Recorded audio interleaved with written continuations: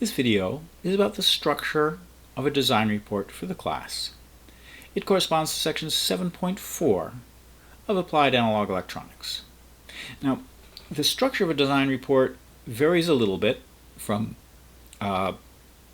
depending on who the audience is really for the design report. If you're doing something in industry for an engineering manager, if you're doing something for a fellow engineer, if you're doing something for class, they all have somewhat different goals, somewhat different audiences, and so you're going to end up with somewhat different structures to the report.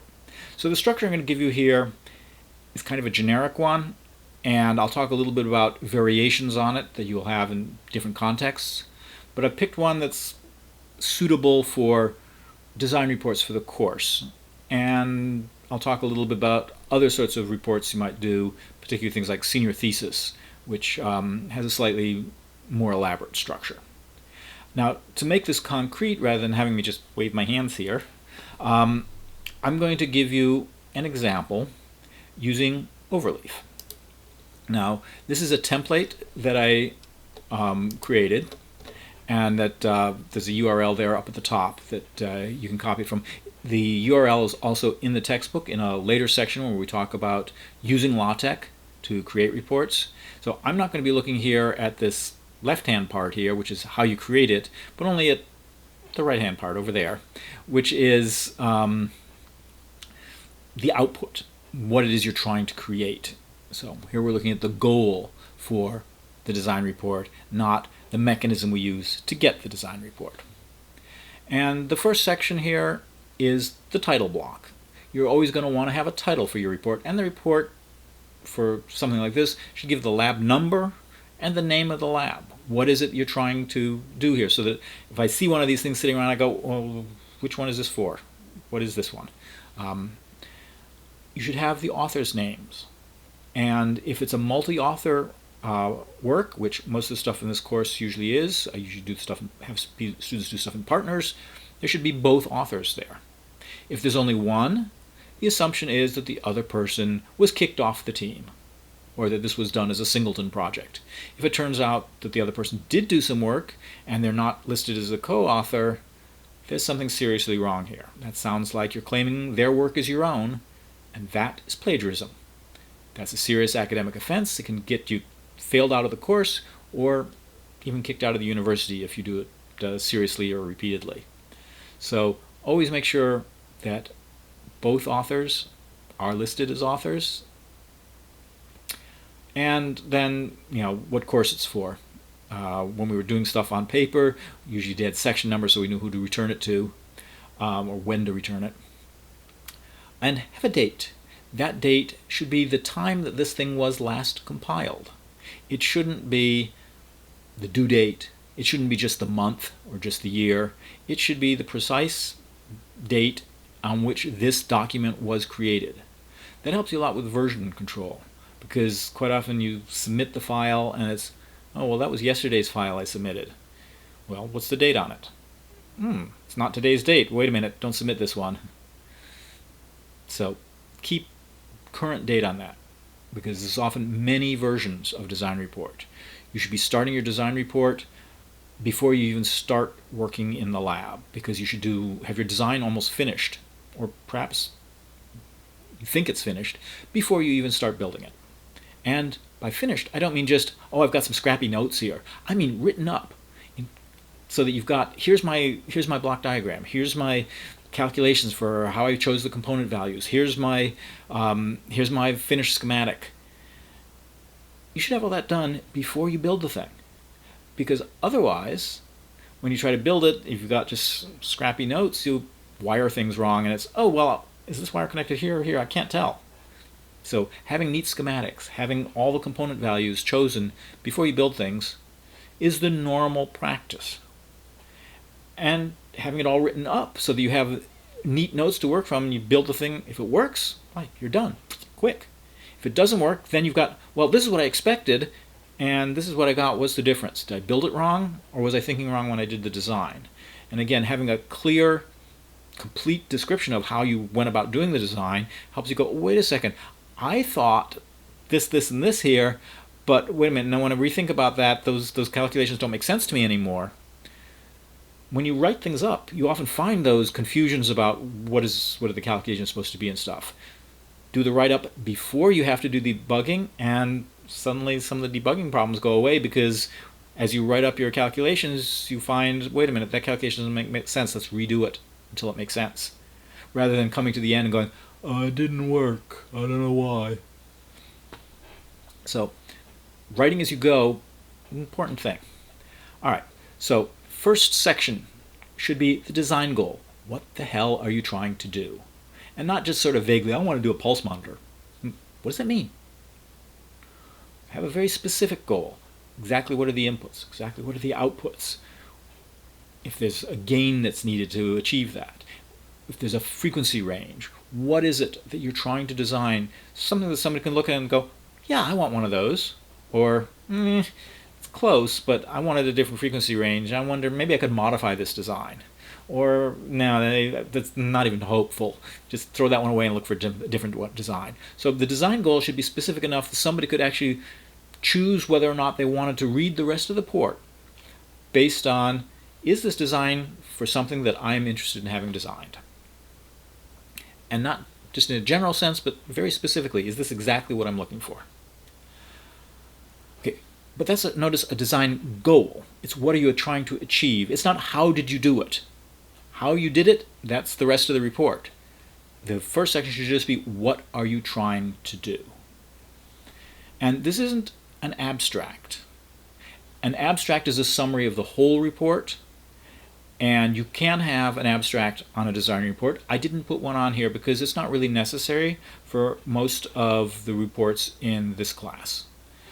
That's because I'm going to be reading the whole report no matter what. The purpose of an abstract, or sometimes called an executive summary if you're doing something for industry, is to summarize in a much more concise form the main points of the whole paper. And it's an abstract or an executive summary is a replacement for the report, not really a part of the report. It's often attached to the report so that it doesn't get lost. And so there's often an executive summary or an abstract at the beginning of a report, just so that you can find it. But it's to be thought of as a replacement. And so every important concept in the report, every important result should be in the abstract or executive summary. But a lot of the reasoning behind it is shortened or simplified so that you end up with only a page or less usually for an executive summary, unless you have a very long report. I'm not requiring it for this class. If you were doing it for something like a senior thesis or a journal article, or many industrial reports where you've got two different audiences, the engineers who have to read the whole thing and the engineering manager who just wants a summary, then you want to have the separate abstract or executive summary, but I'm not requiring them for this course. We have enough writing skills to practice without having to practice summarization as well. Okay, sometimes you'll have a background section. A lot of times we don't need background sections in the design reports. What's the point of the background section? Think about it for a moment.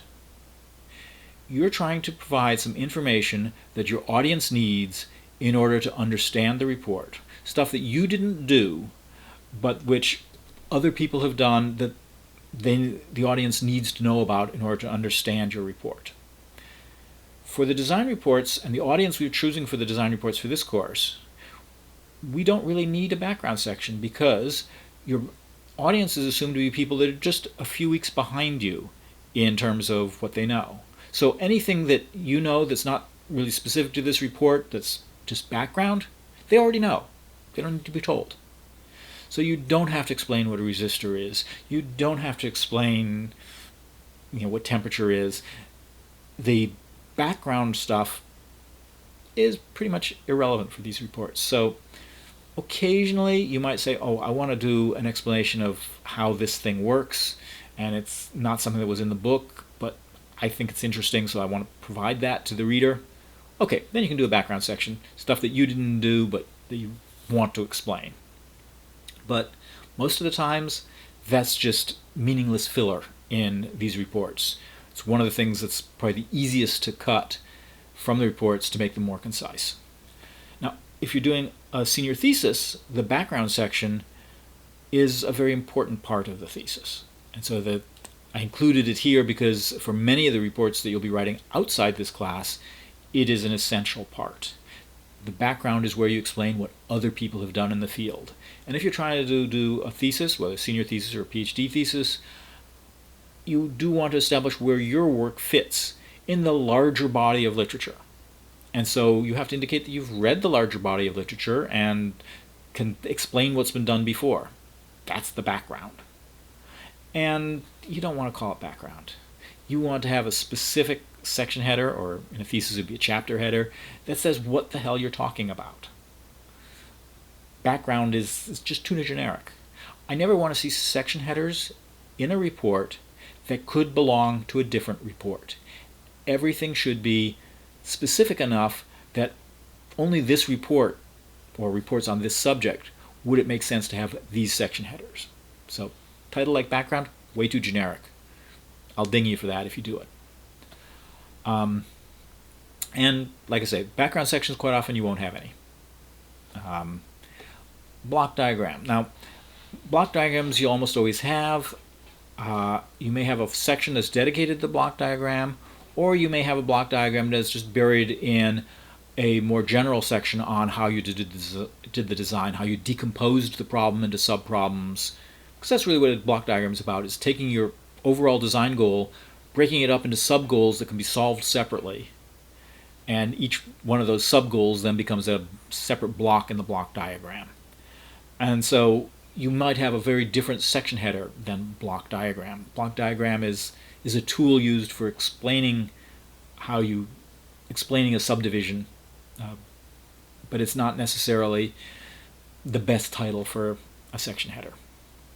If you do have a section header like block diagram, have something in the section. A figure by itself is not acceptable. Figures always have to be referred to in the body of the text. Have a body of text. If you're going to put a section header in there, have a body of text. And it should be at least a paragraph, usually more than a paragraph. What this section is usually going to be about is how do I decompose this problem? What are the subproblems? What design decisions did I make in doing that subdivision of it into smaller subproblems?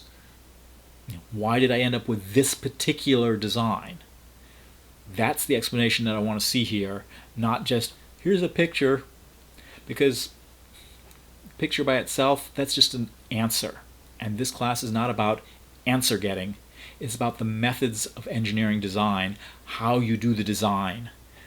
I want to know your design decisions. I don't want to just know this is what I ended up with, because quite frankly, everything we do in this course, people have done before. You can find solutions on the web and copy them. And doing that is fucking useless, because you learn nothing by copying from the web. There's no design work being done.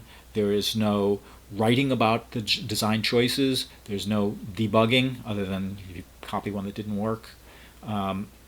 So I don't want to just see an answer. This isn't fill in the blanks. I want to see your reasoning. I want to see how you thought about the design. And then in order to show me how you thought about design, you end up making it concrete by actually giving me the design that results from your decisions. And the block diagram is how you present, is one of the parts of how you present that finished design. And here's a typical block diagram. We'll talk more about block diagrams as a separate subject in a later video. You will probably also, since this is an electronics course, have some schematics for your final design. And again, I don't want to see a section header that just says schematics. It tells me nothing about what's in there, other than, okay, it happens to be in this format. I want to know what it is that you're showing me. It should be specific to this report. So schematics of what? And again, you don't necessarily need to have a section header that says schematics. If you've been talking about how you did your design and the schematics come up naturally in the discussion of the design, well, just put the figure up there where it belongs and continue your discussion. Give me section headings to tell me what is going on. Similarly for testing. You may have a separate section on testing. If you do your block diagram that decomposes the problem, you use schematics that show me how all the blocks are implemented. And then you test the thing, and you tell me, what order you tested the blocks in, and then how you convinced yourself, and how you're going to convince me that the thing actually works. That's what the testing's about, is convincing people that it works. And it might very well be intermixed with the design. So you might say, okay, here's my block diagram. I designed this first block and tested it. Didn't quite work the way I expected to, but it was good enough, so I modified the design a little bit, and now here's the design for the next part. Designed that, tested it. Things can be mixed. It doesn't have to be over here's one part and over here's another part. There is some tendency, particularly for biology students, to copy what I think of as the Journal of Molecular Biology style, where every section has the same name in every article, and the methods section is tacked on as an afterthought. Just sort of, this is just for the technicians, nobody ever reads it. That's not true, and it's completely useless for a design report. So don't think of this as there's a piece here and a piece here, and I got to put all the pieces in the right places, and it doesn't have to make any sense. What you want is a report that somebody can sit down and read straight through without having to, now I got to flip to the end, I got to flip to the middle, I got to jump around in order to figure out what's going on. It should be readable. Everything that the person needs to know should have already been said so that they can read this section. So I don't want somebody that's, I can't read this thing until I got the schematics, and the schematics aren't for another 5 pages. That's useless, irritating. So make sure that you introduce things before you need them. And then, for instance, you might have to put the schematics in quite early because you want to talk about component values, and you have names for the component values that are only there on the schematic. Give me those names. Make sure that I can understand, what R3 is, what R7 is. Because if I have to go 5 pages later in order to figure out what it is, it makes reading the report really, really difficult. So don't think of this as I have to put everything in some place. You will have to make it so that it's easy for the reader to find things that they go through, and everything they need they've seen already. And sometimes that requires some rewriting, because the first time you write it, it's, I talk about stuff, but I haven't shown them that yet. Move that stuff earlier. Now in order to do that, I need some other stuff earlier. And so you often end up having to rearrange a report a fair amount in order for it to make sense to the reader. That's what editing is for. Your first draft is rarely in the order that you want it to be. Okay, so you might have a section on testing, or your testing may be mixed in with sections which have different titles. A couple of generic titles that I do accept: conclusion and future work. This is usually a very short section because you're not really planning any future work usually on these design reports. You're finished with the lab. You're not usually planning to do anything more with it. If you have some ideas for things you would like to try doing with it, sure, you can put it in here as future work. Conclusion is basically just, did you meet the specs or didn't you? And you gave me your specs that you did at the beginning, and it might be that, I did a design and it doesn't quite meet what I was hoping for. So your conclusion might be that it's close, but not quite what you hoped for. And future work may be, okay, it'd be nice to redesign this thing to achieve this extra goal, something like that. But short. Basically is here primarily to let the reader know that you're done, that there isn't more to the report. I have had many things where people just sort of stopped in the middle of a paragraph, and it was sort of, wait a minute, am I missing some pages? Having the conclusion and future work section reassures the reader that they aren't missing some pages of their report. Acknowledgements. Now this is a section that should always be there in just about anything you do, because this is where you acknowledge anybody who gave you help that wasn't one of the co-authors. Now, in biology papers, quite often you have 100 co-authors, and anybody who even sneezed in the room got included as a co-author. In most engineering disciplines, that's not the case. Co-authors are people who were responsible for everything in the report. Anybody who's included for a co-author had better be able to justify anything in the report. So there's sort of in different fields, there's different standards for what constitutes authorship. Acknowledgements is for levels of contributions less than being a co-author. Somebody gave you an idea in the elevator. You got a suggestion to use a particular tool. You used a particular tool. All these sorts of things can go into the acknowledgments. And I expect that anytime you collaborate with anybody else in the class or get help from a TA, group tutor, or instructor, anything like that, this extra stuff that didn't come from one of the two co-authors is in the acknowledgments. Your acknowledgments can list 50 people. That's fine. If you don't list someone, and I find that there's some really weird thing that you both did, and neither one of you says that you got it from the other one, I'm going to be very suspicious that there was some unacknowledged collaboration, and that is plagiarism, claiming somebody else's work as your own. Even if you work together on something, if you don't acknowledge them, it's still plagiarism. And that is the academic sin. So the acknowledgement section should always be there, and it should be as complete as you can make it.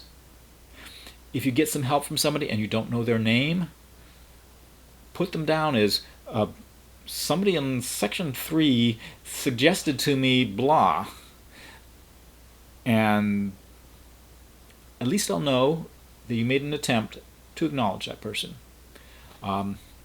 Because excessive collaboration may get a minor, well, try not to do so much, do more on your own. But collaboration without acknowledgement can get you failed out of the course, and if it's a repeated or serious incident, can get you thrown out of the university. So always, always get in the habit of acknowledging every little thing. It's a good habit to get into as a professional engineer also, because it gets you a reputation for being a team player, for being somebody who's generous with credit, and for being someone who's good to work with. If you sit there and claim other people's work as yours, you'll get a reputation for being a thief and somebody that nobody ever wants to work with. So pick the good reputation. Aim for being generous with acknowledgments.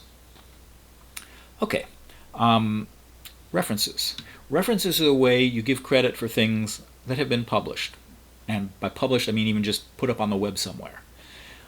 You should probably have quite a few citations in your reference section.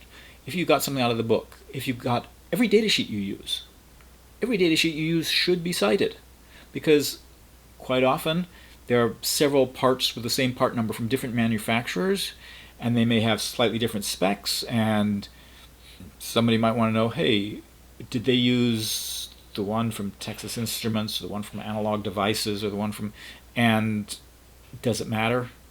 If you have the datasheet cited, then they can go, oh, they were you relying on the data from this datasheet, and the datasheet has mistakes on it. It's not your fault if you've cited the place where you got the information from. If you don't cite it and there's some error, it's your fault. Always cite everything you use. If you've got something from a website, even if it's just an idea that sort of, hey, that's kind of a cute idea, borrow some of that idea, cite it. Absolutely essential, because if I find that you've copied something from somewhere and you haven't cited it again, that's plagiarism, and I'll fail you in the course for it. It is a serious, serious offense to claim somebody else's work as your own. Don't ever do it. Okay, there are some optional sections. You may have some GNU-plot scripts, like the one I provide here, or you may have a calculation that you did with Wolfram Alpha that you want to show some of the details of the calculation. Anything like this is sort of auxiliary. It wasn't part of the main body. You didn't have to say it in the main body to explain your design, but it would be handy for a future engineer to be able to modify and redo some of your work. That's a useful place. Put it in an appendix. In journal articles, this is often supplementary material, and it's published separately from the main article. Quite often, all the stuff that people want is buried in the supplementary material. That's bad writing. The important stuff should be in the main body. But if you've got some stuff that's useful additional things that 90% of your readers are not going to ever want to see, but that 10% are really going to want, that's when you put it in an appendix. If you don't have anything like that, don't put in an appendix. Don't have a section and then leave the section blank.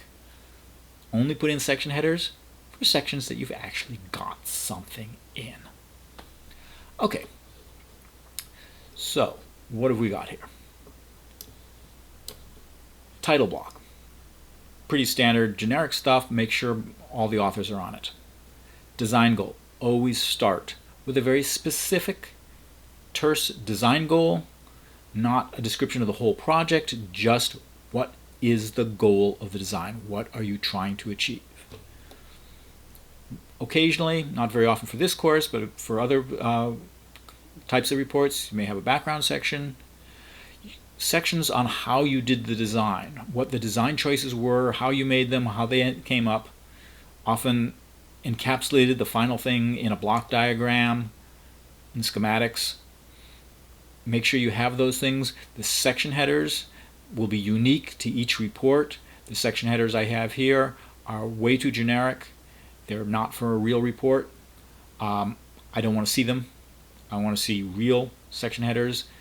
And they're not necessarily going to be block diagram schematics. They may be the steps of the design that you did. They may be the debugging steps that you did. It can be all kinds of different types of section headers here, but it should be clear from somebody reading it what's going to be in the section and what the important points are of your design.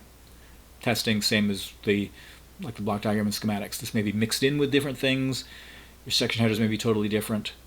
You don't want to see just generic stuff. And then conclusion, future work, and acknowledgments and references. Those can be generic section headings. Okay, that's pretty much it for the structure of the report. You will have slightly different structures if you do something like a senior thesis. There, instead of sections, you'll often have chapters. And a big chapter will be the background. What have other people done in the past? You may have a longer introduction in a thesis because in addition to just giving your design goal, what is it you're trying to achieve in the thesis, you may have to give some justification of why would anybody care. I don't need that for the design reports in this class. You've got a particular goal you're trying to meet, and you're meeting it because it's the requirement of the course. You don't have to tell me, okay, this is why I want to build a pulse monitor. If you're doing a senior thesis, you have to say, why would anybody want to do the research or design that you're trying to do for that senior thesis? What's the point? So there may be a larger introductory section after giving the design goal, why? But start with the design goal. Don't bury the lead. Don't have a lot of, there's this problem and this problem and this problem, and then 2 pages later you say, and what I'm going to do is this little thing here. This little thing here that you're going to do, that comes first. Okay. Other things on senior thesis.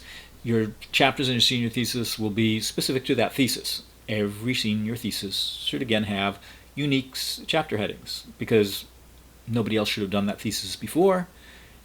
It should have its own chapter headings that are unique to what you did. And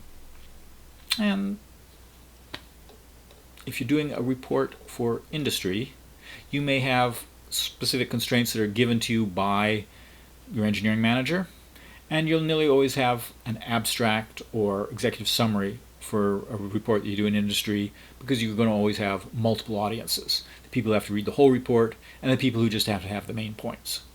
Same thing if you're doing journal articles. You're always going to have to write an abstract because 95% of your audience will never read anything but the abstract. If you do have an abstract or executive summary, make sure it has everything important in it because most of your audience isn't going to read anything else. If it's important, it's in the abstract or summary. If it's not there, it's not important. So be very careful about that. I'm not going to require abstracts and executive summaries for this course, but in a lot of other contexts, they're an essential part of your writing. Okay, that's probably enough on structure. We'll talk in later videos about other aspects of writing, including how to get LaTeX to produce this sort of report. But that's enough for now.